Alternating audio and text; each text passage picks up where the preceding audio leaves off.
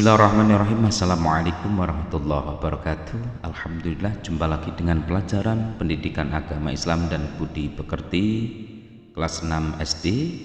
Kali ini kita akan melanjutkan pelajaran yang kelima dengan tema keteladanan Rasulullah SAW dan sahabatnya. Kali ini kita akan membahas tentang submateri, yaitu kepemimpinan sahabat Rasulullah SAW. Lebih dahulu kita awali dengan berdoa, semoga ditambahin ilmu yang manfaat, diberi kefahaman serta dijadikan anak yang soleh. Berdoa mulai. Bismillahirrahmanirrahim. Rabbi zidni ilma warzuqni fahma waj'alni minas sholihin. Amin ya rabbal alamin. Anak-anak,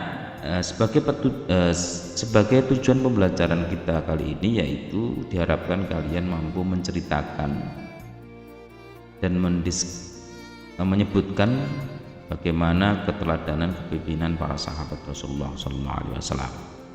Langsung saja kita menuju ke masa kepemimpinan Sayyidina Abu Bakar As-Siddiq.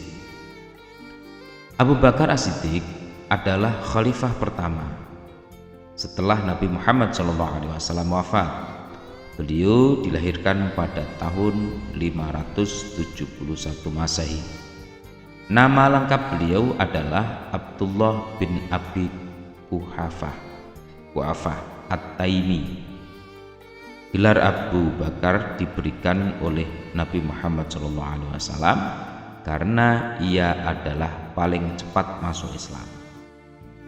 Gelar As-Siddiq diberikan karena ia selalu membenarkan Nabi Muhammad SAW dalam berbagai peristiwa. Jika beliau, yaitu Rasulullah SAW, menyampaikan wahyu, menyampaikan peristiwa yang menurut manusia tidak masuk akal dan lain sebagainya, karena memang Rasulullah itu dibimbing langsung oleh Allah, yaitu segala sesuatu yang beliau alami itu adalah langsung kekuasaan Allah. Nah, bagi orang-orang umum tentu kadang hanya mempertimbangkan akal yang sehingga jarang percaya. Akan tetapi Sayyidina Abu Bakar ketika Rasulullah SAW melakukan peristiwa, beliau cepat langsung mempercayai. Di antaranya adalah peristiwa pembenaran peristiwa Isra dan Mi'raj Nabi Muhammad SAW yang dilakukan oleh Rasul selama tidak lama, artinya hanya semalam. Hal itu bagi orang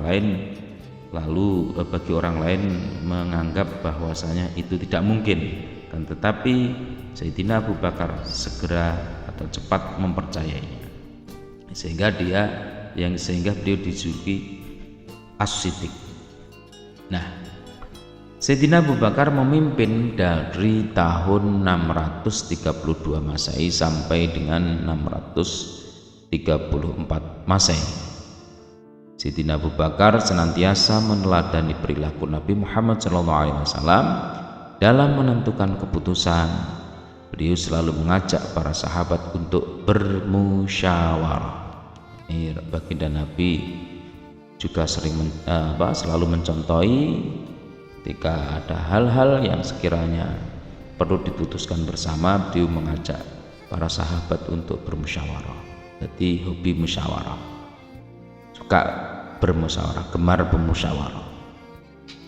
Beliau sangat memperhatikan rakyatnya. Beliau selalu membantu rakyat yang kekurangan. Pernah suatu ketika datang kepadanya seorang wanita kampung bernama Unaisar. Unaisar ini berkata, "Hai Abu Bakar, apakah engkau masih dapat menolong kami memerah susu kambing seperti sebelum menjadi khalifah?" Jawab Sayyidina Abu Bakar, "Insya Allah aku akan tetap bersedia menolong kamu." Meskipun Abu Bakar saat itu sudah menjadi pemimpin negara, beliau tidak sombong dan masih mau memerah susu untuk rakyatnya di kampung. Subhanallah. Untuk kesejahteraan rakyatnya, beliau mendirikan Baitul Mal, yaitu suatu lembaga yang mengurusi kas dan keuangan negara. Ini kisah kepemimpinan Sayyidina Abu Bakar. Berikutnya kepemimpinan Umar bin Khattab.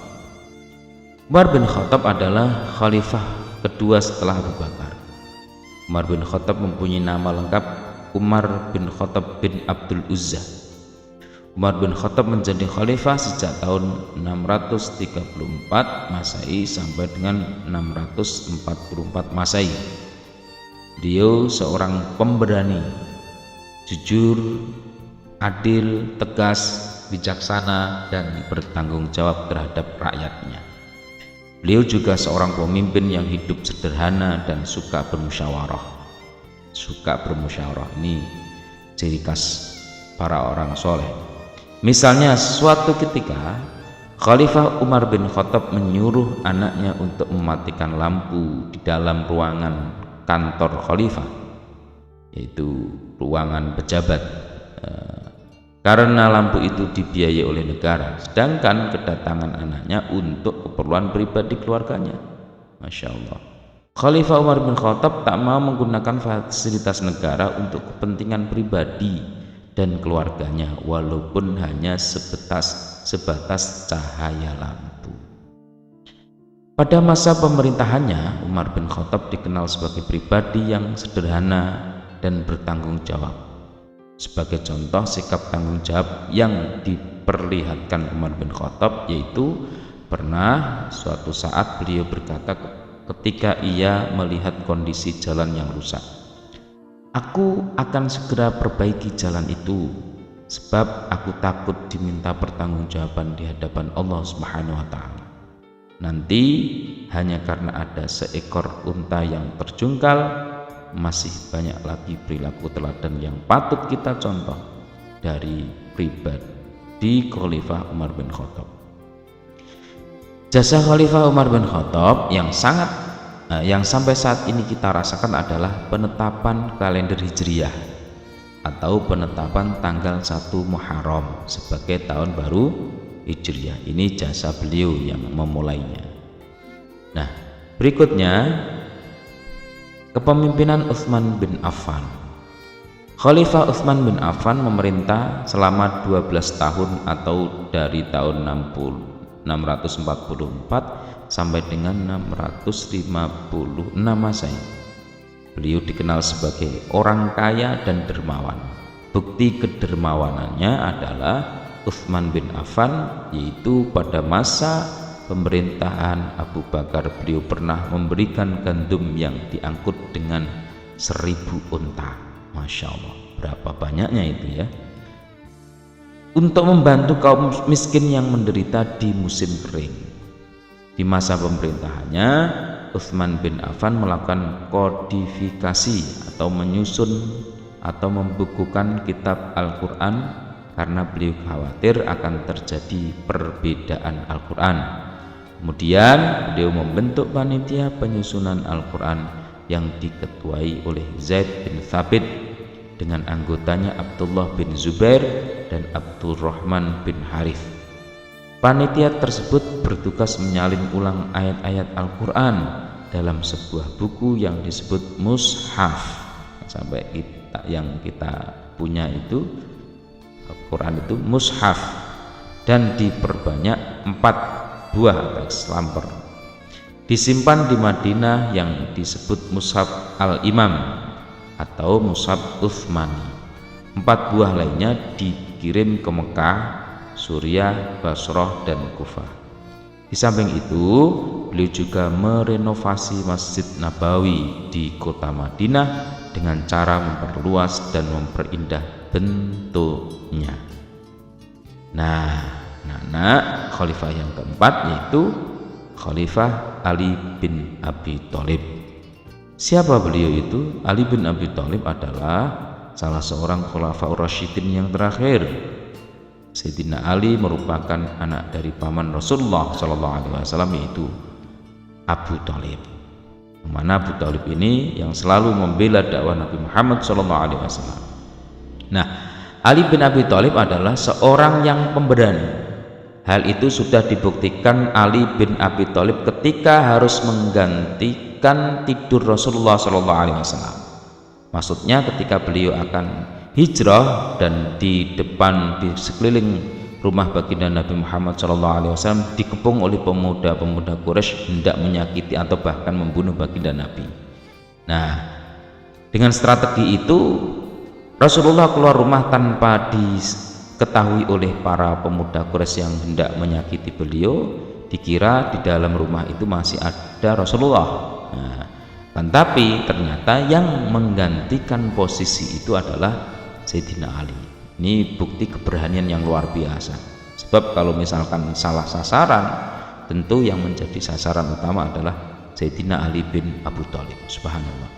Nah, masa pemerintahan Ali kurang lebih selama 5 tahun, yaitu 656 sampai 661 Masehi.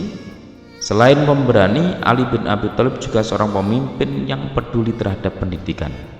Sebagai contoh, beliau mendirikan beberapa madrasah, sekolah untuk tempat belajar anak-anak.